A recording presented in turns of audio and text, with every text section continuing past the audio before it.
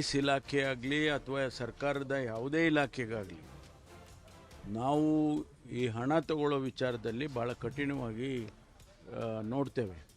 ಅದರಲ್ಲಿ ಪೊಲೀಸ್ ಇಲಾಖೆಯಲ್ಲಿ ಯಾವುದೇ ರೀತಿ ಇಂಥ ಮಾಹಿತಿಗಳು ನಮಗೆ ಬಂದರೆ ಅದು 1,000 ರೂಪಾಯಿ ಇರ್ಬೋದು, 5,000 ರೂಪಾಯಿ ಇರ್ಬೋದು, 500 ರೂಪಾಯಿ ಇರ್ಬೋದು, ಹಣ ತಗೊಳ್ಳೋದ ಅದನ್ನು ನಾವು ಯಾವುದೇ ರೀತಿಯಲ್ಲಿ ಕೂಡ ಎನ್ಕರೇಜ್ ಮಾಡೋದಿಲ್ಲ.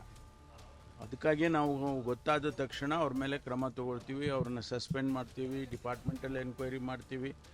ಮತ್ತು ಅವರು ನಿಜ ಅದು ಮಾಡಿರೋದು ಸತ್ಯ ಅಂತ ಗೊತ್ತಾದ ಮೇಲೆ ಅವ್ರನ್ನ ಎಲ್ಲಿವರೆಗೆ ಅಂದರೆ ಅವ್ರನ್ನ ಡಿಸ್ಮಿಸ್ ಕೂಡ ಮಾಡ್ತೀವಿ ಸರ್ವಿಸಿಂದ.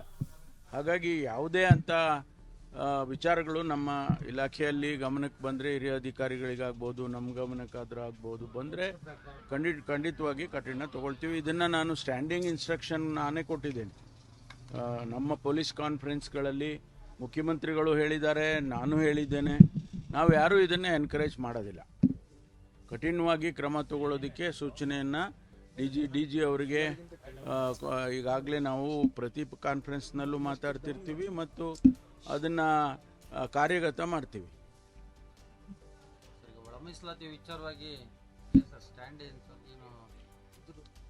ಅಲ್ಲ, ಅದರಲ್ಲಿ ಏನು ಕನ್ಫ್ಯೂಷನ್ ಇಲ್ಲ ರೀ. ಆರ್ಡಿನೆನ್ಸ್ ಮಾಡಬೇಕಾಗಿತ್ತು. ಏನು ನಾವು ತೀರ್ಮಾನ ತಗೊಂಡಿತ್ತು, ಕ್ಯಾಟಗರೈಸೇಷನ್ ಮಾಡಿ ABC ಅಂತ ಎಲ್ಲ ಮಾಡಿದ್ವಲ್ಲ, ಅದರಲ್ಲಿ ಅದಕ್ಕೆ ಆ ಒಂದು ಆರ್ಡಿನೆನ್ಸ್ ಹೊರಡಿಸ್ಬೇಕು ಅಂತ ಹೇಳಿದರು.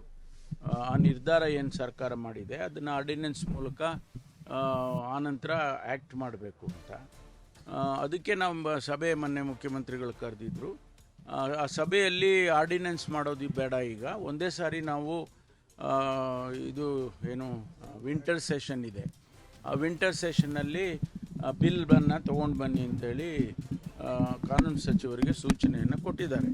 ಅದು ಬಿಲ್ ಆಗಿ ಬರುತ್ತೆ. ಅದು ಆದೇಶ ರದ್ದು ಮಾಡೋದಕ್ಕೆ ಸರ್ಕಾರ ಎಲ್ಲೋ ಒಂದು ಕಡೆ ತಂತ್ರಗಾರಿಕೆ ಮಾಡ್ತಿದೆ ಅಂತ ಹೇಳಿ ಇವರು ಗೋವಿಂದ ಕಾರಜೋಳ ಆರೋಪ ಮಾಡಿದ್ದಾರೆ. ಅವರಿಗೆ ನೋಡಿ, ಅವ್ರಿಗೇನು ಅರ್ಥ ಆಗಿಲ್ಲ. ಅದು ಅವರಿಗೆ ಇಂಟರ್ನಲ್ ರಿಸರ್ವೇಷನನ್ನು ಮಾಡೋದು ವಿಚಾರದಲ್ಲಿ ಅವ್ರಿಗೆ ಸರಿಯಾಗಿ ಅರ್ಥೈಸ್ಕೊಂಡಿಲ್ಲ ಅಂತ ಅಂದ್ಕೊಳ್ತೀನಿ ನಾನು. ಅವರು ಕೂಡ ಅವರ ಕಾಲದಲ್ಲಿ ಏನೋ ಮಾಡೋಕ್ಕೆ ಹೋಗಿ ಅವರು ಎಲ್ಲ ಕನ್ಫ್ಯೂಷನ್ ಮಾಡಿ ಇಟ್ಟಿದ್ರು.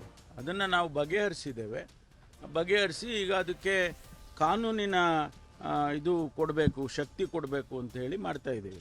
ಸರ್, ಇದು ಧರ್ಮಸ್ಥಳ ಕೇಸಲ್ಲಿ SIT ತನಿಖೆಗೆ ಕೋರ್ಟ್ ಸ್ಟೇ ಕೊಟ್ಟಿದೆ ಸರ್. ಎಲ್ಲ ಒಂದು ಕಡೆ ಆರೋಪಿಗಳು ಅಥವಾ ಈಗ ಎನ್ಕ್ವೈರಿ ರಕ್ಷಣೆ ಆಗ್ತಾ ಇದೆಯಾ ಆ ವಿಚಾರವಾಗಿ ಮತ್ತು ಪೊಲೀಸ್ ಮುಂದಿನ ತನಿಖೆ ಯಾವ ರೀತಿ? ಅಲ್ಲ, ನಾನು ಅದನ್ನಿನ್ನೂ ಸಂಪೂರ್ಣ ಆದೇಶ ಇದು ಆರ್ಡರ್ನ ನೋಡಿಲ್ಲ ನಾನು.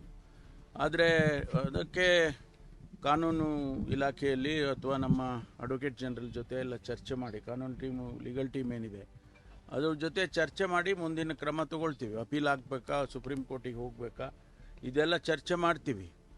ಚರ್ಚೆ ಮಾಡಿ ಆಮೇಲೆ ಮುಂದಿನ ಕ್ರಮ ಏನು ಮಾಡಬೇಕು ಅಂತ ಹೇಳಿ ನಿರ್ಧಾರ ಮಾಡ್ತೀವಿ. ಸರ್, ಇವತ್ತು ರಿಪೋರ್ಟ್ ಸಲ್ಲಿಕೆ ಆಗುತ್ತೆ ಅಂತ ಹೇಳಿದ್ರಿ, 31 ಒಳಗಡೆ ಆಗ್ಬೋದು ಅಂತ ಹೇಳಿದ್ರಿ. ಇಲ್ಲ, ಮಾಡ್ತೀವಿ ಅಂತ ಹೇಳಿದ್ದಾರೆ. ಒಂದೆರಡು ದಿವಸ ಈ ಕಡೆ ಆ ಕಡೆ ಆಗುತ್ತೆ, ಮಾಡ್ತಾರೆ. ಅದೆಲ್ಲ ಅವರು ರಿಪೋರ್ಟ್ನಲ್ಲಿ ಹೇಳ್ತಾರೆ.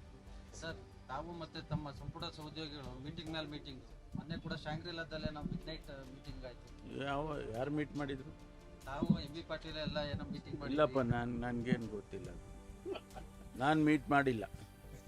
ಯಾವ ಶಾಂಗ್ರಿಲಾ ಹೋಟೆಲ್ಗೂ ಹೋಗಿಲ್ಲ ನಾನು ಮೊನ್ನೆ ಶಾಂಗ್ರಿಲಾ ಹೋಟೆಲಿಗೆ ಹೋಗಿದ್ದು ಇದು federation of international basketball association ಅವ್ರದ್ದು ಕಾರ್ಯಕ್ರಮಕ್ಕೆ ಕರೆದಿದ್ರು, ಹೋಗಿದ್ದೆ.